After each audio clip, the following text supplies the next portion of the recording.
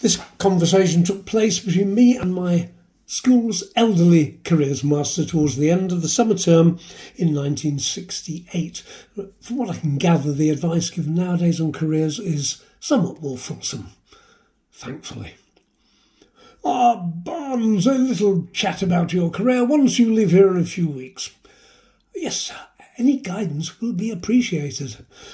How's it looking for university? Not good, sir. Which he knew perfectly well, of course, due to a natural reluctance on my part to commit to a full learning regime as a result of preferring sport and the company of the inmates of the local girls' schools. What is an 18-year-old supposed to do? Oh, that's a shame. Does your father own his own business? No, sir. No such luck.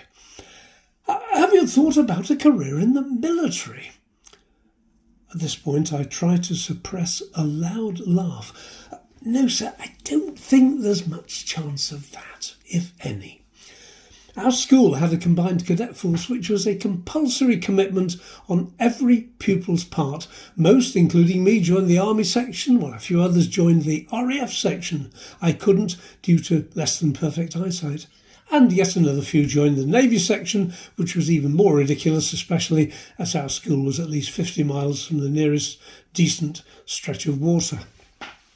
Fortunately, as I have a musical streak in me and was learning the horn at the time, I managed to wheedle my way into the Combined Cadet Force band, which meant that apart from a bit of marching around the parade ground, I could spend my Wednesday afternoons in the warmth of the music school, in full battle dress, blowing my horn with a few other shirkers.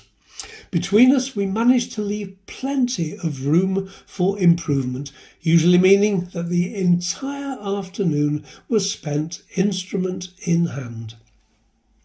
The band also unwittingly provided me with one of my few showbiz moments when I played for the Queen Mother at our school centenary in 1965. And when I mean played, I mean played. Under the awning where the band was playing that warm, sunny, soporific summer's afternoon, I was well into my line on Moon River, playing the simple series of notes with my eyes closed, when, upon opening them, Her Majesty was standing directly in front of me, with eyes fixed on me. I would probably have looked surprised, doubly so as standing next to her was the former Prime Minister, Sir Harold Macmillan. I haven't had any dealings with royalty or Downing Street residents since, apart from the late Queen Elizabeth, which I'll tell you about on another occasion.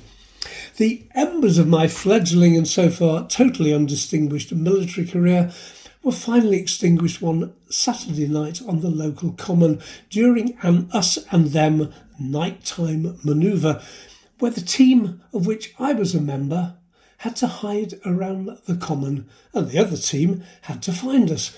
I chose a particularly large, thorny bush in which to secrete myself, on the premise that no one would be daft enough to climb in to try and find a well-camouflaged soldier person.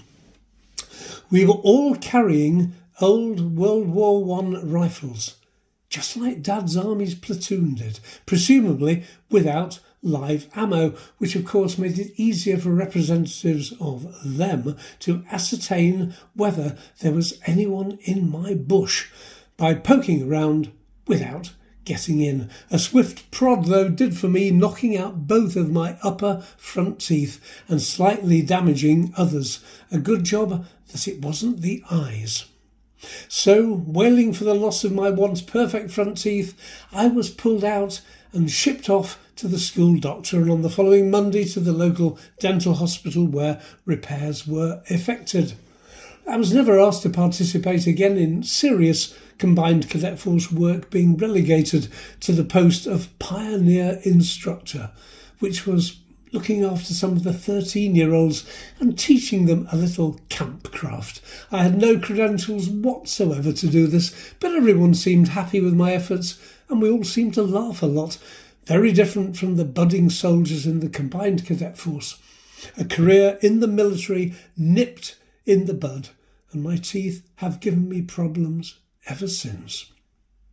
And Back to the careers master, who, after a brief hesitation, seemed to glaze over, having reached the end of his standard list of 3 questions: university, family business or military, one of which was usually expected to elicit a positive response. He had nowhere else to go in this conversation and waved me off towards the door, wishing me good luck.